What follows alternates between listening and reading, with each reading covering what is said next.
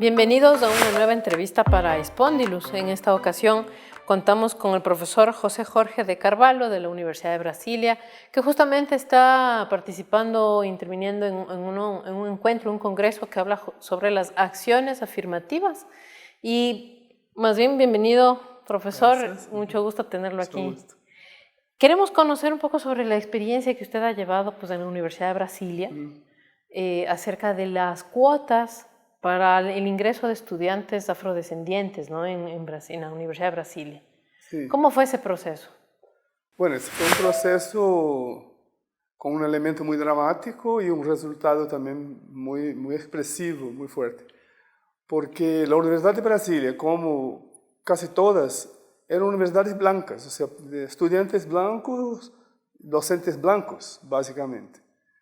Y hubo un momento, en el año 98, en que vino el primer estudiante afro para hacer el doctorado en la antropología, donde estoy, y para estudiar conmigo, y él fue reprobado, recibió un fracaso, digamos, en una asignatura obligatoria, inaceptable, en circunstancias que no eran posibles de aceptar que fueran normales, y si él perdiera esa asignatura, él perdía el doctorado. Entonces el primero, cuando descubrí que es el primero en 20 años, es la primera vez que entraba un negro, y ese negro fue reprobado instantáneamente, y ninguna otra persona había sido reprobada en 20 años.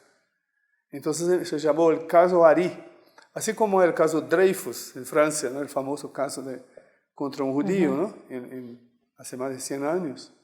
Entonces empezamos con una lucha para mantenerlo en el programa, porque hay posibilidades de hacer otra vez como ir a partes más arriba de la universidad. Llegamos a 4 lecturas de la facultad, después pasó para el decanato, hasta llegar al consejo universitario, para que finalmente diera un fallo de que él tenía que seguir, que la asignatura, la nota que él recibió no era correcta. Entonces, en el auge de eso, porque eso fue una gran crisis personal, política, de la disciplina y de todo, decidí que, bueno, tenía que hacer entonces un sistema de cuotas, porque si es tan difícil mantener uno estudiante, entonces tenemos que tener cuotas para que vengan muchos y algunos, por lo menos, terminen, porque el clima es muy racista, lo que yo llamé después del racismo académico. Entonces fue un largo proceso de casi 3 años. Finalmente el Consejo Universitario aprobó un sistema que son 20% de cuotas para negros y un número de cupos para indígenas, porque la población indígena es más chica. Entonces bastaba un determinado número. Aprobamos eso en 2003, el 6 de junio de 2003. Entonces eso fue un hecho histórico muy grande, porque fue la primera vez que una universidad federal aprobaba un sistema de reserva de cupos para afros en el país entero. Entonces siguió en 2004 otras 2, Alagoas, Paraná, después Bahía. Entonces a lo largo de una década eso fue creciendo por todo el país, hasta que el año 2012 se volvió una ley federal que todas las universidades tienen que aplicar el sistema de cuotas. Ahí en el día 6 de junio de este año, 6 y 7 de junio, hicimos un seminario también internacional para celebrar los 20 años, es decir, los 20 años y más, o sea, cuál es el próximo paso. Ahora, este proceso me imagino que debió conllevar una serie de problemáticas internas, resistencias. Mucho. Y resistencias desde el poder, imponiendo barreras, no sé, ¿cómo fue? La resistencia fue, lo más importante me parece que fue el hecho de que la propia academia mostró su grado de racismo, porque hubo mucha resistencia contra nosotros del sistema de cuotas. Y muchos intelectuales y académicos importantes de las ciencias sociales, filosofía, antropología, en 2006, escribieron un manifiesto contra las cuotas. Algo lo publicaron en los principales periódicos del país. Entonces, rápidamente escribimos un manifiesto a favor de las cuotas con una firma de nuestro lado. Y eso siguió, y los medios de comunicación dando mucho más espacio a ellos. Ahí en 2008, ellos hicieron un segundo manifiesto contra las cuotas. Ahí nosotros tuvimos que hacer otro. Por gran coincidencia, ellos lo hicieron el 30 de abril Y el 13 de mayo eran 120 años de la abolición de la esclavitud en Brasil. Entonces, corrimos para hacer un segundo manifiesto y entregarlo al presidente de la Corte Constitucional del país por la justicia y la constitucionalidad de las cuotas. Ahí se volvió una gran pelea jurídica, política, jurídica, académica. Hubo una gran audiencia en la Suprema Corte en 2010, en que yo defendí la Universidad de Brasil como el arguido, el que fue arguido por un partido de derecha que llamó una otra abogada para ir contra las cuotas. Eso tardó como 2 años después de esa gran audiencia pública, y en 2012 las cuotas fueron consideradas constitucionales.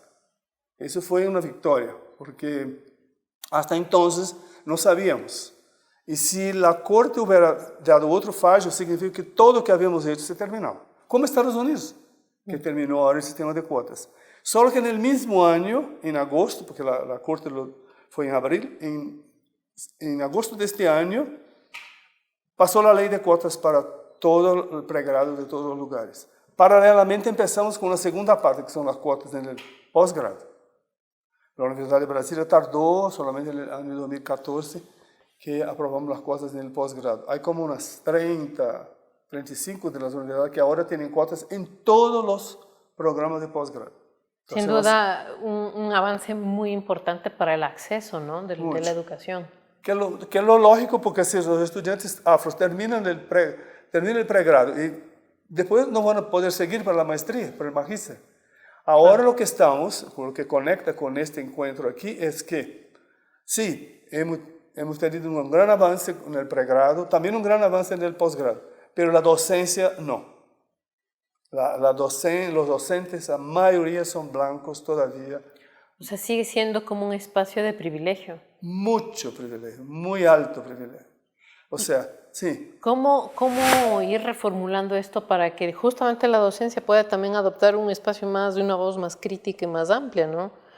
Porque finalmente es la voz que enseña a las nuevas generaciones. Sí, sí, aprendí mucho, que yo nunca imaginé que iba a estar estudiando en las universidades para entender ese sistema de la docencia, porque la docencia, ella está en todos los ministerios, los asesores, todos los que formulan, ¿no?, por a dónde va el país, normalmente son personas que pasaron por las universidades y muchos de ellos fueron docentes, que después asumen cargos en el Ministerio de Educación, de la Salud, de la Economía, en todo, energía, todos muchas veces eran profesores.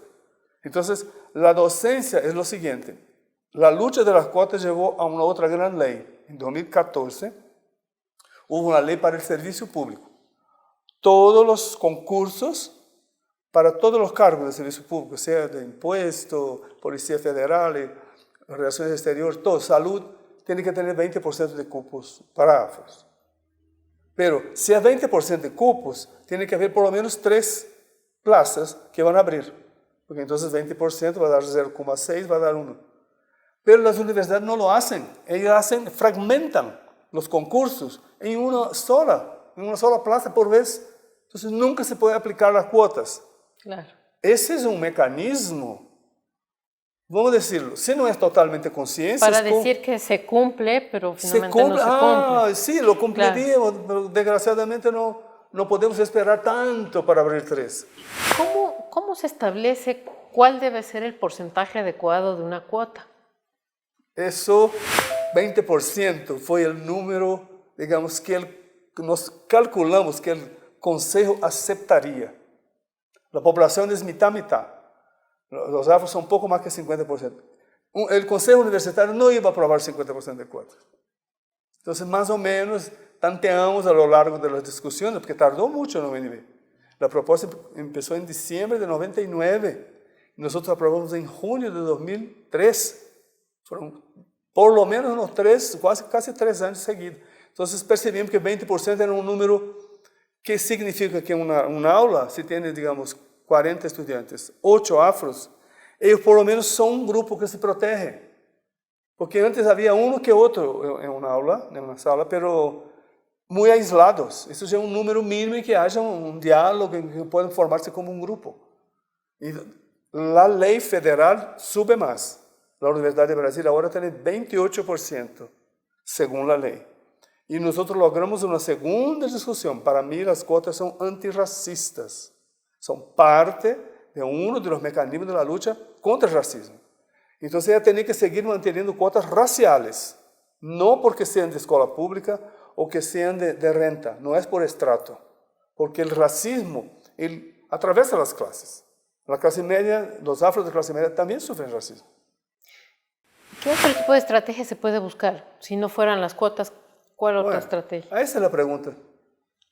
Nunca los contratos de las cuotas dicen así, hay que mejorar la enseñanza, el ciclo básico, porque los muchachos son mal preparados, porque la escuela pública es mala, si la escuela pública fuera mejor, estuvieran más condiciones de competir con los blancos ricos que vienen de escuelas privadas. ¿Y vamos a esperar cuánto tiempo? ¿Vamos a condenar que 10, 20, 30, 40 años a una generación o más de una? Ellos no tienen respuesta para eso. O sea, el universalismo como tal no responde. Entonces, ahora el número, el porcentaje es así, sube un poco.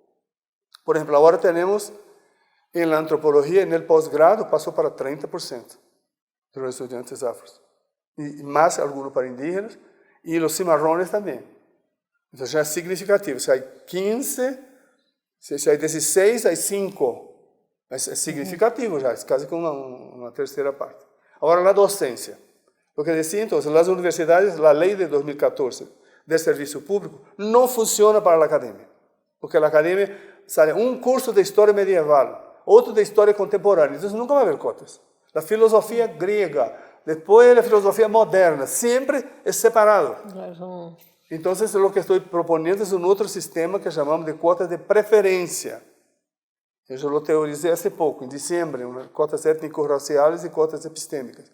Preferencia quiere decir que cada vez que la universidad, sea la andina, o sea, abre un concurso, un cupo, candidatos se presentan. Suponte que 5 han sido aprobados. Si hay un afro entre esos 5, a preferencia es para el candidato afro, aunque haya quedado en el último lugar.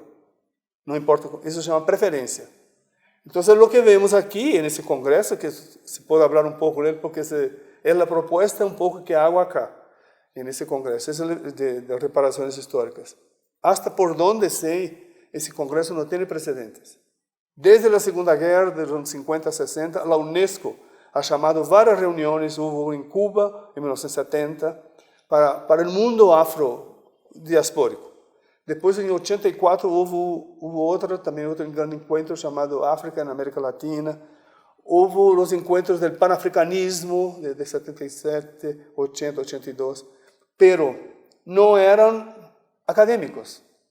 No se discutía en el interior de la universidad. Entonces aquí, por la primera vez, estamos formando una red para pensar una propuesta, porque el problema es que hay pocos docentes afros, es lo mismo en Brasil, lo mismo en Colombia, lo mismo en Ecuador, lo mismo en Panamá, lo mismo en Uruguay, Perú, todos los que están aquí reportan la misma cosa, el número es bajísimo. Entonces el sistema que propongo yo que sea el de preferencia, que las universidades, el área entera de nuestro continente, yo creo que son casi 200 millones de afros, no pueden tener un proyecto de América Latina y del Caribe, de futuro, si no tienen los afros juntos, pensando. Entonces ellos tienen que estar en las universidades, en los cargos docentes. No, cupos pueden demorar, cuotas pueden demorar demasiado. El sistema de preferencia es a cada vez, y se hace como una evaluación. Lo podemos poner por 5 años o por 10 años, y a cada vez evaluamos cuántos afros entraron, y ahí tenemos, de hecho, un plan de metas, una perspectiva de futuro. Y desde el Brasil, ¿cómo se ha visto el proceso del resto de la región? En este particular, yo pienso que Brasil avanzó. Es espectacular, porque se empezó, era solamente Brasilia, la federal, había una en el Río que era por renta. Las nuestras fueron cuotas raciales, netamente raciales, antirracistas. Y alcanzó todas las universidades federales. Por la segunda lucha, llegó también al posgrado. Por lo que me cuentan los colegas, Colombia tiene un sistema de cuotas, pero es más pequeño. Y no creo que haya llegado al posgrado tampoco. Y ni siquiera la docencia. Entonces, la el sistema de cuotas, se puede decir así. Brasil, mitad de la población. Entonces, es 50% de afros. Por eso es dramático que tenga 20%. Si acá o en Colombia es entre 5 y 10%, para mí unas cuotas de 5% no resuelven para la docencia. No es la solución. Es decir, es buscar la estrategia, pero que no sea para que sea como que oficialmente quede de que se solucione el problema, sino que realmente se busque una solución en lo concreto, ¿no? Esa solución en lo concreto, lo que digo es que el antirracismo tiene que ser un valor estructurante de las universidades.